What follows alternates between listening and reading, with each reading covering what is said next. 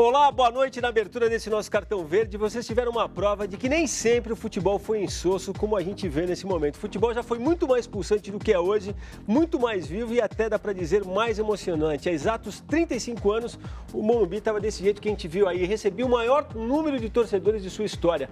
Na verdade, mais de 140 mil pessoas estavam lá no segundo jogo da final do Paulistão entre Corinthians e Ponte Preta, assistindo a partida em loco. No nosso encerramento, teremos um outro clipe aí com os gols da partida e tudo, para não deixar mesmo essa data passar em branco e para fazer a devida referência a esse grande momento do futebol nacional. O Brasileirão tem rodada no meio de semana e trará jogos com ar de decisão. O time do Cartão Verde já está em campo. Aqui ao meu lado, Vitor Birner, Celso Zelt, que você verá na sequência. O nosso convidado de hoje é o técnico do Palmeiras, Gilson Kleina, que tem a missão de fazer o Palmeiras permanecer na elite do futebol brasileiro. Kleina, muitíssimo obrigado. Eu sei que tem viagem para Araraquara e tudo. A gente fica muito feliz de te receber aqui.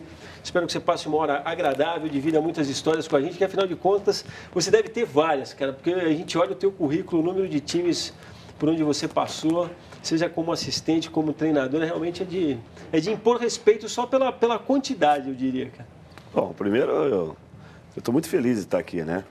Eu agradeço o convite, toda a mobilização, né, que nós tivemos para vir para cá, mas o mais importante é que o time está viajando, mas treinamos já, né?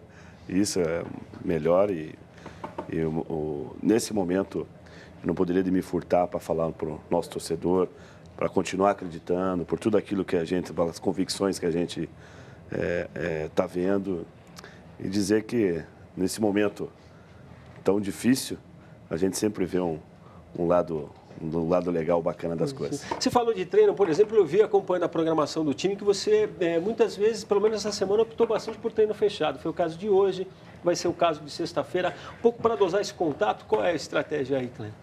Não, na verdade, quando você fecha o treinamento, não é para você esconder a escalação, né? Quando você tem alguns detalhes de estratégia, por exemplo, se nós vamos adotar uma marcação mais avançada, vamos esperar. Se a gente vai determinar o posicionamento de 3 ou 4 jogadores no meio, ou vamos posicionar 3 numa linha de frente. Toda essa situação que quando um treinador vai jogar e olha, fala, opa, ele vai entrar sim. E isso faz a diferença, porque faz a diferença para nós, se imagine para o adversário. Mas nesse momento não quer dizer que fechou, que já ganhou o jogo. A gente tem também uma privacidade, até para você poder falar um pouco mais alto, né, quando está longe do corpo. Posiciona assim, desse poder dar uma xingadinha, se for o caso. De repente, usar uma expressão do futebol. Agora, experiente o Gilson mas essa expectativa é uma novidade na tua carreira, né? A gente chegou para gravar esse programa, o pessoal da portaria estava perguntando quem é que vinha hoje do Palmeiras, não sei o que, tá todo mundo fazendo essa pergunta, o Palmeiras cai, o Palmeiras não cai. Em algum momento outro da sua carreira, em outro clube, houve uma expectativa tão grande por algum outro momento, Gilson? Não, é inegável a dimensão, né? O respeito, sair de uma equipe que está se projetando para ser grande, para você chegar numa potência que é o Palmeiras. Então, é inegável que a dimensão, tudo que você faz, gera um patamar muito mais elevado. Então, a gente, claro, está se adaptando, está se adequando, mas o momento que me lembra muito isso, aí não como comandante, mas eu era auxiliar, foi quando nós chegamos no Olympique de Marseille, na França, aí o Abel. Nossa, era um mundo também esperando, porque lá o brasileiro é muito bem recebido, né, em Marseille. Porque lá o Paulo César Caju fez história, o Moser fez história. O próprio Abel fez história ainda como jogador, né? Mas o Abel jogou no Paris, né? Daí jogou no PSG. Agora, o francês é conhecido como um cara elegante, o palmeirense é um corneteiro, né? A história dos cornetas nasceu, afinal, ali no Parque Antártico e tudo. Tem sido assim na rua também? Desculpa, até te interrompi na história do Olympique, mas tem sido assim na rua também, na hora que você vai almoçar? Cara, a cultura do clube, o que tem de twitteiro aqui, o Vitor Birner, que é nosso representante, pode até falar melhor e até já colocar alguém. Vamos colocar o Fernando Fusca, sobre o membro da Kiwi. Ele pergunta qual é a diferença trabalhar numa equipe grande. O que muda, por exemplo, de sair da Ponte Preta para o Palmeiras? Eu emendo uma coisa que eu já disse. Não esquece de estar dirigindo um clube italiano. Os italianos, eles brigam o tempo inteiro, eles falam alto o tempo inteiro, do francês mas vão almoçar todo mundo junto, se abraçar e se amar. Essa que é a cultura da família italiana. Assim. E o Palmeiras tem muito disso. Falar pro Fernando, você falou, né? Fernando Fusca. Dizer, Fernando, dizer que a gente passa de um treinador de uma equipe de 500, 600 mil torcedores, que é a Ponte Preta. Acredito que o Palmeiras deve ser o quê? Uns 25 milhões? 16, 18. Então já aumentei a torcida Mas do todo Palmeiras. mundo inflaciona. É a quarta maior mundo torcida do país. Os outros Mas, também. exatamente. Se é a quarta força do país, você vê o que dimensiona na vida. O assédio é maior, com certeza a mídia, não precisa nem falar a nível de projeção. E o barulho pro bem e o barulho do mal é mesmo. Teu sono é o mesmo, por exemplo, diante da chegada no Você está roubando a minha pergunta. Eu queria saber como se dorme antes do jogo contra o Curitiba como esse. Não, então, isso aí, quando a gente veio para o Palmeiras, nós sabíamos da missão, né? A gente chegou para um início de um trabalho, de um projeto, mas com muita convicção. Eu acredito assim, ó, futebol é ponto de vista. Nós 4 aqui vamos discutir, mas cada um vai colocar suas ideias. É verdade. Né? E aí que você tem que entender de que maneira que você vai canalizar essas ideias para deixar uma equipe do jeito que a gente pensa. Então, a forma que a gente sabe que passa a ter um caráter decisivo para nós, o quinta-feira, mas ao mesmo tempo a gente tem que agradecer que é esse jogo contra o Curitiba, porque depende só de nós para diminuirmos e estreitarmos com o 16º. Porque o campeonato do Palmeiras, no presente momento, é tentar o 16º. Esse é o campeonato. É quase um título. E agora nós vamos pegar o 16º, é um confronto literalmente de 6 pontos. Agora, eu estou falando do lado ótimo, excelente, com vitória. Que é o lado ruim, você deixa abrir 9 pontos do 16º. Que é um trunfo que o Coritiba, por exemplo, não tem, que o Coritiba pega o G4 inteiro.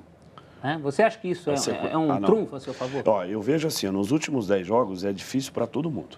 Não existe jogo fácil, mas existem as sequências, pelos interesses ou pelo objetivo, uma briga mais árdua. Ou pelas viagens, como a gente estava conversando aqui antes do programa Palmeiras, começar. essa perda, A perda no mando de campo porque quando nós é começamos a complicado. montar a logística, você vê, ó, nós estamos saindo hoje para Araraquara, porque não podemos chegar quarta-feira, quinta-feira no jogo e aí saber quanto é a dimensão do gramado, como é que é o gramado, se é uma espessura maior ou menor, se é um campo rápido ou não. Você já tem ideia? se é um Já te vestiário. falaram, obviamente, que informação você tem do futebol? Nós subimos ano passado lá, perdemos 10 mandos e jogamos lá. O gramado é uma coisa que de lá para cá pode mudar, né? Mas que já não estava igual como ano passado. Mas o que a gente optou? Por uma infraestrutura, por uma arena moderna, que vai levar muitos torcedores, para o trabalho da imprensa e para os jogadores que o gramado é impecável. Da cidade, que é uma região palmeirense. E sem contar esse atrativo, né? Que o Palmeiras vai para o interior, né? Então, assim, ó, aqui nós vamos ter a vibração. Que o torcedor, pelo menos no jogo, quando nós fizemos com a Ponte Preta, 32 mil pessoas, demonstrou a reação também dos torcedores que está comprando. Até conversamos isso com os jogadores. Jogou junto. No interior, ficou de mais repente, doído ainda ter que sair, né? Porque, putz, se pudesse continuar aqui... No interior, de repente, não vai ter a vibração, mas vai ter o carinho. Né? Quanto tempo a equipe não vai ter aquela aproximação. Então, isso aí eu acho que não vai ter problema nenhum. Mas a logística, como a gente vai fazer o reconhecimento amanhã, a gente joga na quinta, aí viaja para Recife no sábado para jogar domingo, já fica para jogar contra o Bahia em Salvador. Vem na quinta de manhã para jogar sábado com o Cruzeiro e viaja domingo para Bogotá.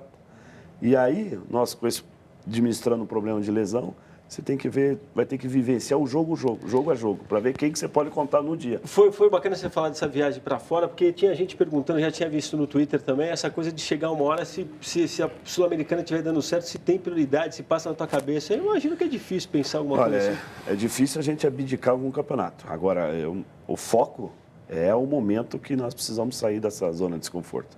Esse é o foco. É o 16º e não se fala mais. É o 16º. Ainda mais do que o prêmio que a Sul-Americana dá, é o que o Palmeiras já conquistou.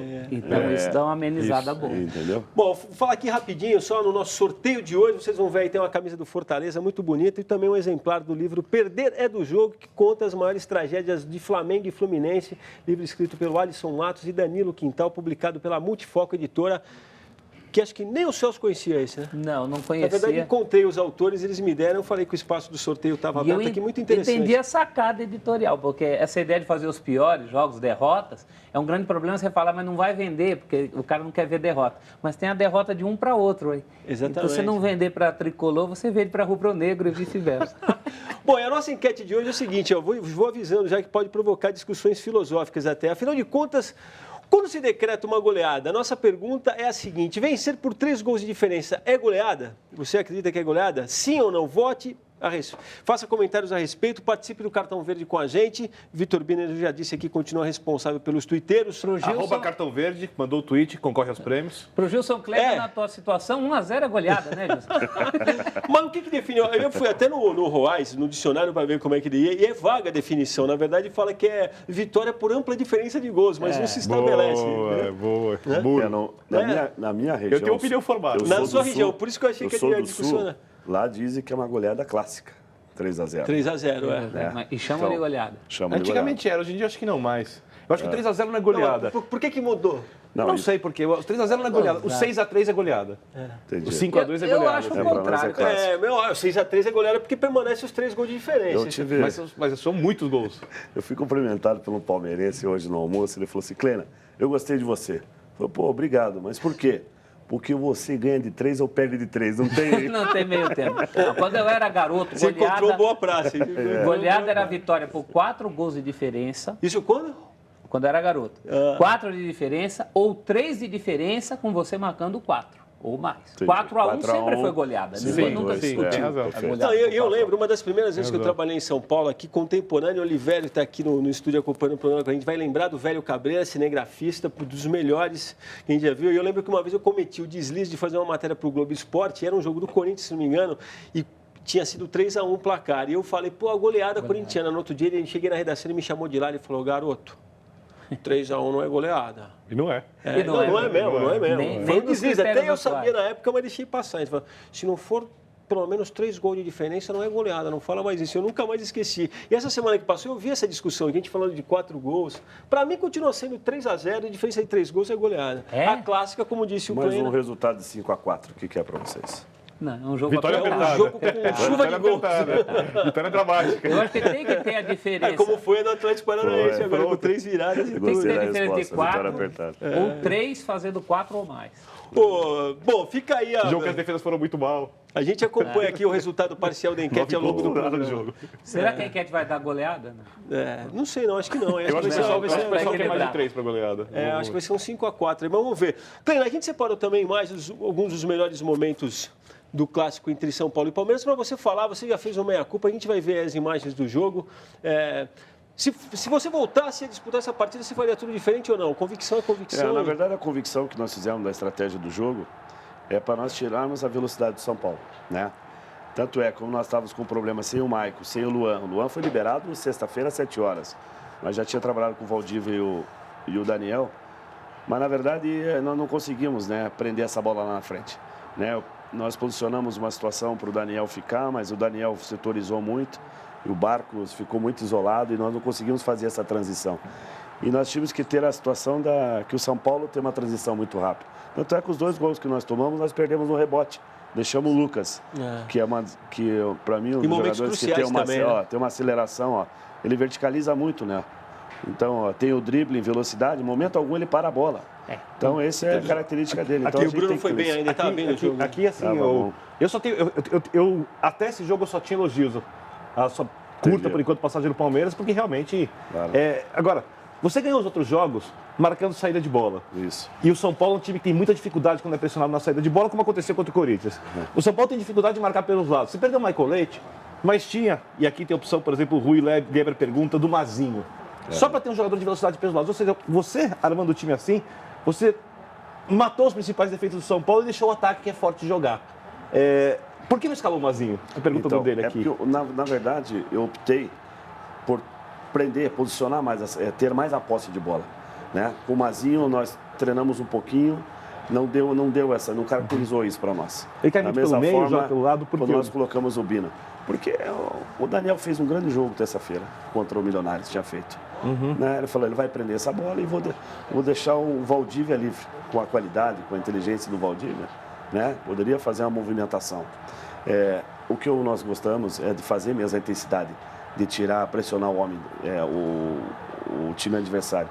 Mas nós não estamos conseguindo. Uma coisa é você encaixar a tua filosofia com o tempo. Por causa de momento físico, você acha? Exatamente. Até que nós começamos a lesionar demais.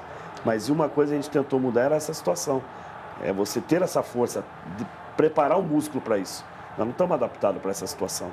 Então, eu também tenho que ter o equilíbrio. Está faltando condição física, então, para pressionar o tempo inteiro. Não é que está faltando condição física. Para esse sistema que eu quero adotar, vai precisar, né? Porque joga com uma intensidade maior. A gente já vê algumas equipes no Brasil que jogam assim, né? Para a gente ter essa filosofia.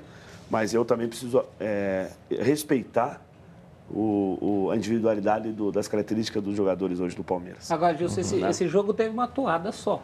Né? Desde o começo, o São Paulo bem superior. Quer dizer, não deu para mexer no caminhão andando ali? Na verdade, no intervalo, quando a gente mexeu, que entrou o Thiago e o Luan, nós encaixamos taticamente a marcação do São Paulo.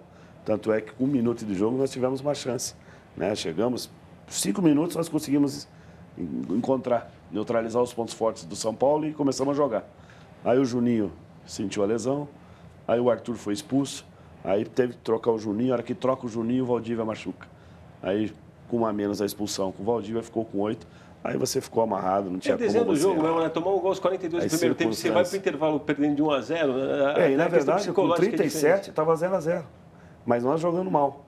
Né? O São Paulo se adunou do jogo. Bruno estava jogando muito bem, acho que teve uma coisa de dia também, porque no começo do jogo também senti o Marcos Assunção, também não era dos dias mais inspirados também, o que acontece, depois até equilibrou um pouco.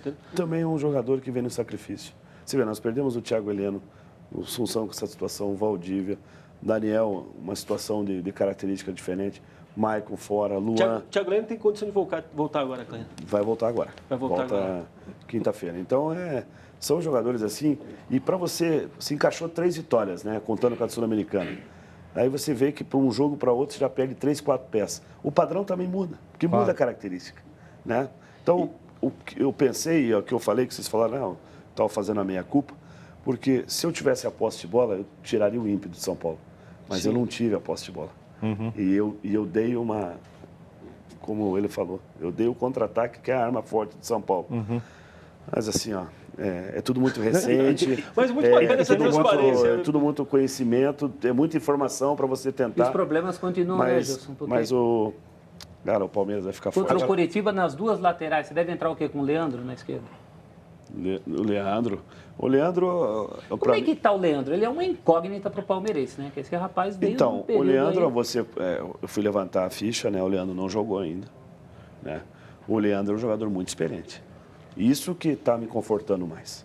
Né? Porque o Juninho, pelo volume de jogo que jogou o Juninho, eu queria tirar o Juninho contra o Milionários. Mas aí me passaram que o Leandro não estava protocolado para a Sul-Americana. Então, se vier a Sul-Americana também, eu tenho que entender como é que a gente vai formar, que eu tenho que mesclar. Eu não posso trocar. Vai ser mais problema do que... Exatamente. Não é assim, tira e troca, não. O regulamento diz. Então, eu vou ter que mesclar e, ao mesmo tempo, foco no brasileiro. E o Palmeiras precisa de mais pegada na frente, porque senão, por exemplo, o jogo contra o São Paulo, eu citou o Marcos Assunção. O problema é que se você não tem a pegada de 3 jogadores na frente, o Daniel não tem, o Valdívia não tem muito, o Barcos até para o centroavante sabe marcar, mas o Barcos é um centroavante, joga lá na frente, estoura em cima dos volantes. Aí, por exemplo, o Henrique pegava o Jadson chamava um pouquinho atrás, chamava o Henrique, complicava a marcação, os volantes abertos na frente dos 2 jogadores de velocidade do São Paulo, aí quem conseguiu jogar e fez uma grande partida, Denilson. Quando o volante fechou, os laterais avançavam. Os 2 volantes foram muito bem. Quer dizer, faltou gente na marcação, né? Faltou força. O que explica o físico, explica. Faltou força para a gente tirar, porque o Barcos, eu concordo contigo, o Barcos é um jogador que ele ajuda um pouco na marcação, mas ele é um jogador inteligentíssimo, né? A bola veio no pé, ele tem recurso. E casou ele, o Michael entrando diagonal. Então, o que eu falei, no treino, nós liberamos o Valdívia. O Valdívia aproxima do Barcos, joga onde tiver, entendeu? Mas na prática... Treino é treino, jogo é jogo. Não foi o que aconteceu, porque o Ney, ele tem uma opção assim, ó. O Paulo Miranda, ele pode ser terceiro zagueiro, como ele pode virar um lateral. E para esse jogo ele virou um lateral. Então, varia Foi muito. bem, estava bem no jogo também. Muito bem. Na verdade, ele tem característica de lateral, não de zagueiro. Eu não sei como demoraram tanto para descobrir. No dia que eu vou descobrir um dia que o Douglas e o Cortez são jogadores de meio campo e não são laterais. A história recente dele, né? Mas tudo bem. Né, a história recente do Paulo Miranda, se for ver de onde ele saiu, onde ele está chegando, Sim. Né? Agora, o Henrique Pimenta diz o seguinte para você. Chefe, vírgula. Não dá para o Palmeiras jogar com o Luan recuado com o terceiro homem de meio campo e na frente o Barcos e o Maicon, com o Daniel ou o Thiago Real na meia? Dá para jogar, mas você viu como é que é as circunstâncias? O Maicon ainda é uma incógnita, o Barcos está na seleção, o Luan é um jogador que está retornando, né? E até me perguntaram hoje, você não consegue trabalhar o Luan fazendo lateral esquerdo? né? Não é hora para isso, Pois né? é, eu falei, ó, se a gente começar a trocar tanto, você não vai encontrar a solução, não vai dar o padrão e também você não vai dar confiança para ninguém. E ele é um cara que faz bem a parede na esquerda, até para ajudar na marcação, não precisa jogar lá atrás. Mas né? então, se eu não optar agora pelo Leandro, que está esperando essa situação, por mais que ele não jogou, aí eu tenho que mandar o Leandro embora. Falou, Como é que a ele hora tem que der a treinado, oportunidade, vai Gilson? jogar um atacante improvisado de lateral esquerdo. Né? Então, eu acredito também na coerência. A coerência leva você aos números que você necessita. Leandro tem treinado bem? Tem treinado bem. Tem treinado bem. Não é só uma questão de apagar incêndio. O que muda o jogador do treino para o jogo? É o lado emocional. Porque quando você vai para o jogo, ali está valendo. E você 3 sente o time pontos. bem emocionalmente? Eu sei que você gastou um tempo também para tentar fazer a galera esquecer o clássico também, né, Clênio? Não, o que eu estou falando é o seguinte, a gente veio para um clássico que se falou muito de arbitragem. Se fala, querendo ou não, fomenta o tabu, né? E são coisas que, querendo ou não... E é um tabu desconsiderável. o jogador não lê. Se o jogador não lê, a esposa lê. O pai lê, a mãe lê, alguém escuta, passa, fala. Como é que se blinda? Hoje, a concentração da nossa época é diferente de hoje, né? Hoje você vê o jogador tá rindo pro iPad ali. Pô, mas Ou que pro que- iPhone. Ou pro E iPhone. eu já vi alguns médicos reclamarem que o jogador fica na concentração até 4, 5 da manhã na internet e não descansa. Antigamente não tinha isso, ele descansava. Pois é. E antigamente era mais próximo, né? Querendo ou não, você tinha um Era mais um baralhinho, balanço, não sei o quê, mas a brincadeira A era troca, próxima. né? Hoje mudou muito o Cada um perfil. na Claro sua. que a gente respeita os jogadores nossos também, altamente profissionais, né? Mas mudou esse sentimento. Mudou. Você falou essa coisa de imprensa, houve esse boato, porque na verdade o Tironi acabou desmentindo de que o Barcos teria pedido um aumento salarial, ele até depois se propôs a conceder uma coletiva na hora que voltasse para cá. Você falou que o assunto pegou de surpresa, mas são coisas que acabam, de certa forma, criando uma aura em cima do trabalho. E isso é ruim no momento nosso.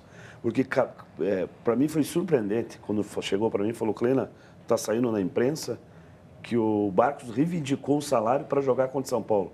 Falei, como é que é? Porque o que aconteceu, o Barcos não jogou, não teve o jogo da seleção. Ele chegou, ele me procurou.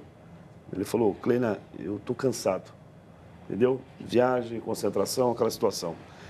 O Barcos tinha feito um jogo contra a Ponte Preta espetacular. Eu falei, Barcos, então faz um trabalho especial, o massagista, e você vai para casa, amanhã de manhã treina, já entra em concentração. De manhã ele já estava na concentração. Não, ele foi tão bem, tão transparente, quando perguntaram para ele agora, até no início da tarde, eu estava lendo a declaração dele, ele começou falando que, ele falou, eu fui mal contra o São Paulo, eu sei que eu não joguei bem, entendeu? Não, foi um jogo atípico, mas a apatia que chamou a atenção nossa, né?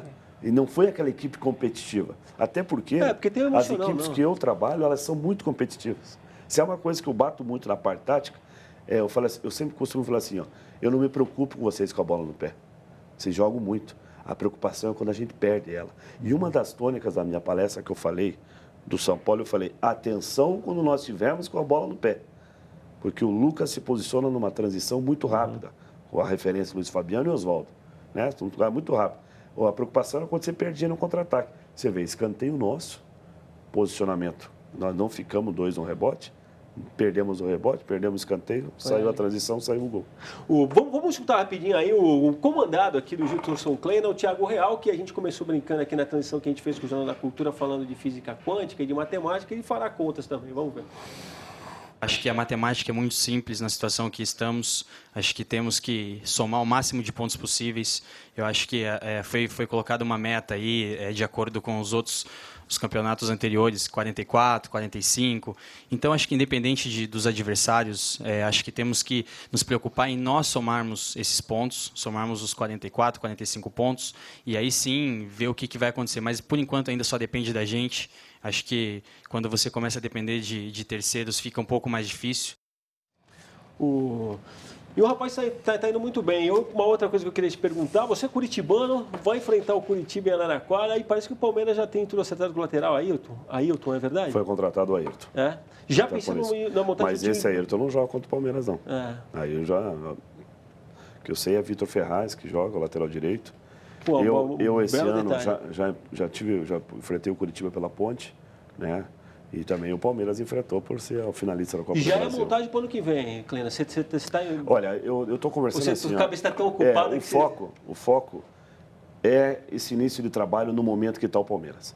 Mas o Palmeiras, pela grandeza dele, ele precisa fazer um planejamento paralelo, sim. Porque nós que estamos no meio, a gente sabe que os bastidores estão funcionando, né? Existem já jogadores que estão se destacando, clubes vindo em cima para assinar pré-contrato, para se preparar para o ano que vem. Porque até estava conversando com o Oliveira agora no carro, eu falei assim, ó, o futebol está começando a entrar uma palavra que servia só para teatro, para novelas, estão começando a virar grande elenco. Agora os grandes clubes estão fazendo um grande elenco. Mas eu entendo por quê. Porque, primeiro, você fazendo um grande elenco, você mantém a qualidade, a reposição é a altura, você mantém o padrão de jogo, mantém o sistema de jogo e mantém a competitividade. E o calendário é desumano, né? E o calendário, o que não tem? O Palmeiras, ele disputa Paulista, Copa do Brasil, Libertadores, Sul-Americana e Campeonato Brasileiro. 5 dias para uma preparação.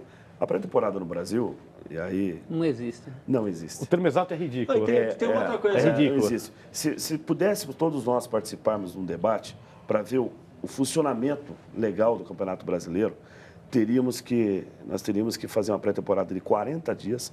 Aí eu não sei se nós tínhamos que se ajustar, fazer férias em julho para nós, igual a Europa. A verdade é que precisa da pré-temporada de 40 dias. Precisa. E eu vejo assim, ó, os clubes que disputam Série A, Série B, Libertadores e Copa do Brasil, ela teria que entrar numa fase especial no primeiro, no regional. Não tirar, porque é um glamour, né, o regional. Eu também acho. É um glamour. Mas pelo calendário não tem como. Tanto é que está aí, ó, nós estamos E com tem os outra jogadores coisa que também, estão num demais. momento ruim. Hoje eu estava lendo sobre isso, porque você mesmo falou que o Alex dará prioridade ao Palmeiras, e aí estava lendo alguma coisa no sentido do Conselho de Orientação Fiscal do Palmeiras, que poderia indicar que não gastar esse dinheiro agora. Por quê? Na verdade, eles imaginam que o jogador vai ser usado de verdade, não está inscrito, vai ser usado de verdade a partir do ano que vem. Só que você precisa desse jogador no elenco para integrar o jogador, né? Existe essa... A versão econômica, às vezes, não esclarece tudo, né, Clênio? Quer dizer, se vai trazer o Alex, era bom que ele estivesse com você desde já. E o que nós ganharíamos se isso acontecesse? Né? A readaptação do Alex ao futebol brasileiro. Já mata essa... Né? Leva tempo. O Campeonato Brasileiro, lá fora, o máximo que eles pegam é um avião de 1h30. Aqui não. Aqui você desloca o Brasil inteiro, jogando na quarta, no sábado, na quinta, no domingo, sendo que você já tem uma competição paralela no meio de semana. Então também tem que se adaptar a isso. E no caso do teu plano de trabalho, em algum momento o Palmeiras, no começo das conversas, te ofereceu ficar só até o fim do ano? Não. Porque essa é uma queixa do Não. Falcão quando esteve aqui, né? Que não teria acertado com o Palmeiras por causa disso, que ele queria um trabalho a médio e longo prazo. No seu caso, em nenhum momento isso foi cogitado? Não, nenhum momento. E as coisas que foram feitas, Palmeiras e Ponte Preta, foram com muita lisura. Porque isso foi uma coisa que nós conversamos pelo Palmeiras. Porque eu tinha 60 dias de término. O futuro meu e da Ponte Preta eram distintos. Não haveria uma renovação, né? A ponte bem encaminhada, até porque eu fiquei 1 ano e 10 meses, nós conseguimos conquistar muitas coisas dentro da ponte, né? Até essa diretoria da Ponte Preta, para mim, ó, essa modernidade que vem com o Márcio lá, é espetacular, tem que ter essa tendência que vai crescer. Da mesma forma, eu quero trazer essa convicção, esse trabalho para cá. Mas é claro, a gente sabe que é outra dimensão. Muita gente aqui, Clênia, perguntando do Valdívia. Eu não sei se você ainda conta com o Valdívia para essa temporada, porque realmente o tempo de recuperação dele vai, se tudo correr bem, te deixar com o jogador à disposição de novo, muito no final. É a pergunta mais ou menos do Ícaro Batista aqui, na verdade fala, Valdívia está sendo pelo menos um grande prejuízo, se o Alex chegar, como chega para jogar? Olha, eu concordo com o Ícaro, vai ser um grande prejuízo, mas pelo que me passaram o exame, né, é no mínimo 3 semanas sem fazer nada. 3 semanas são 21 dias, praticamente são 5, 6 jogos. Putz, aí fica a inatividade, né? 21 dias já foi o mês de outubro. Vai bater em 6, 7 semanas mesmo. O campeonato acaba em 4 de dezembro, né? E isso nós falando com otimismo. Isso se não protelar, não ter um problema, alguma coisa. E otimismo e Valdívia e a lesão são coisas que não combinam muito pela história. E aí vem o período de recuperação, vem o período que ele vai ter que fazer a transição da parte medicina para campo, parte física. Então, claro que a gente quer ele o mais rápido possível. O que está acontecendo com o Wesley, né? O Wesley está vindo uma recuperação muito legal.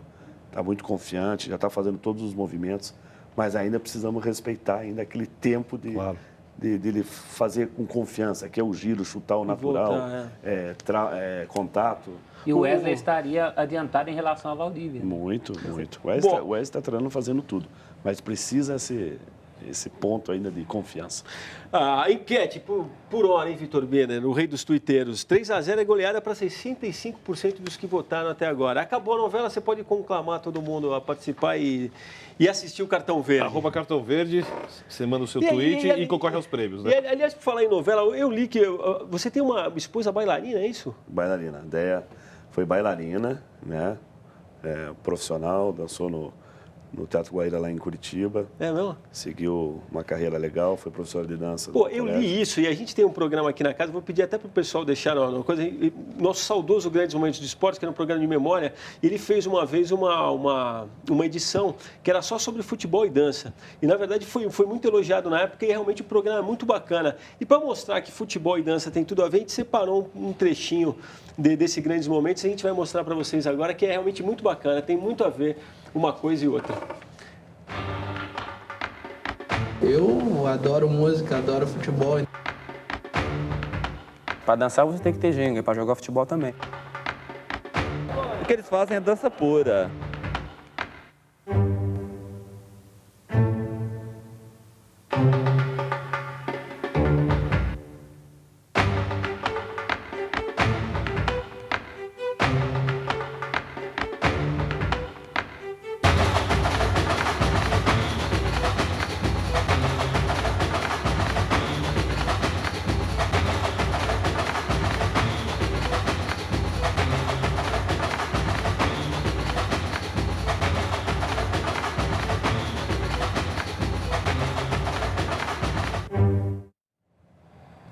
Esse casamento, a edição também é primorosa, mas...